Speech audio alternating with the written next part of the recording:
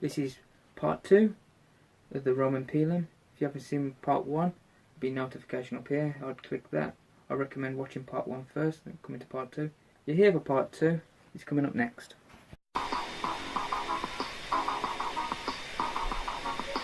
I've got to move the anvil from there over to here because my roof's been leaking. It is, you can see that, it is snowing. It's a rarity in England, but this since December, it's January now, don't know what day, the 20th, it's been snowing a few times, which is a pleasant surprise. So I'm gonna carry on thinning this down. And I have noticed in my last video I'd done on the Roman pilum, I left my hammer there while it was on. Don't do that, you heat up your metal, you mess your head.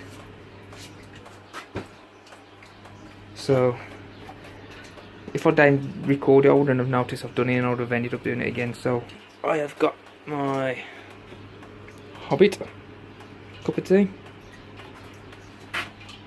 So that'll keep me going. I've got a few biscuits.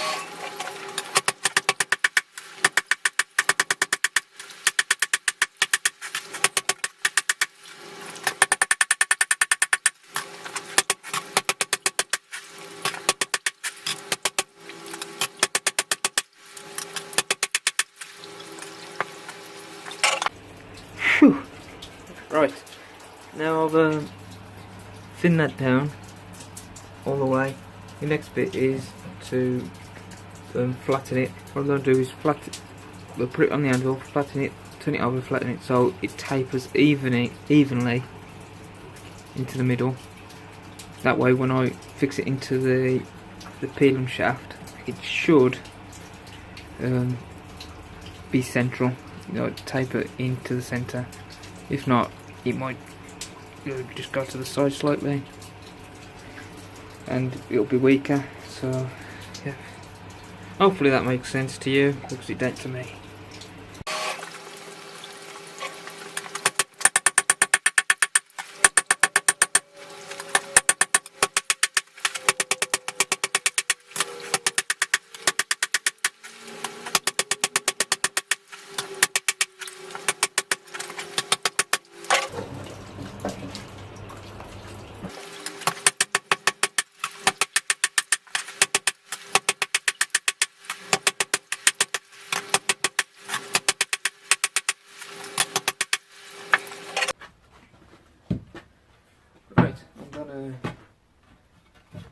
Cut the wood down. I actually cut it 5 foot 1 inch or 155 centimetres. That's about an inch shorter than me. I could put it in my hobby horse and draw back it down, but I haven't got a drawer, so I can't do that. So what I'm going to do is use a planer, just a simple box planer. I have seen people put it on a sander, with belts on like that. Only problem is the only sander I've got is this one. So I'm going to use the planer. I've done a rough draw, I don't know if you can see that because it's in pencil. I've done a rough draw at the top. I'm going to circle it up by taking the corners off. Like that.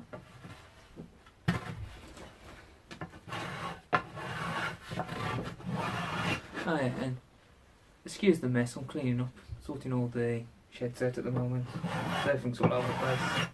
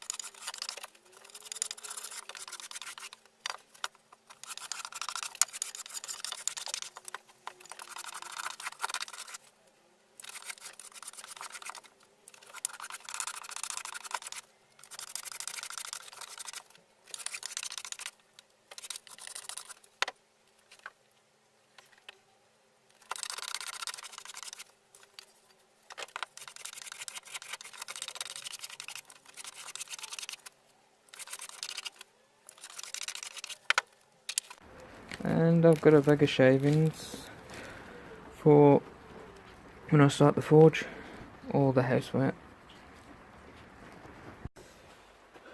Right, it's all planed down now. What I've done is exactly like how you turn a square bar to a round bar on the anvil. Just took the corners off, took the corners off, and so on and so on. Right, that's going to be the top. And I've made it go wider at the bottom for a counterbalance, so I'll put a bit of weight on the bottom. I ain't figured out how yet, but I'll figure something. Pretty smooth already, but I'm gonna give it some sanding. Any type of sanding. Put a mask on. Might not look cool, but neither not being able to breathe.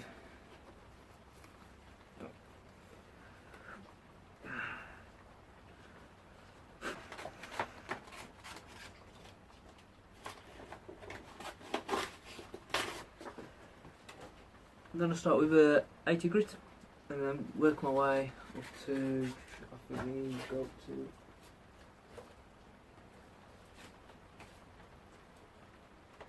240.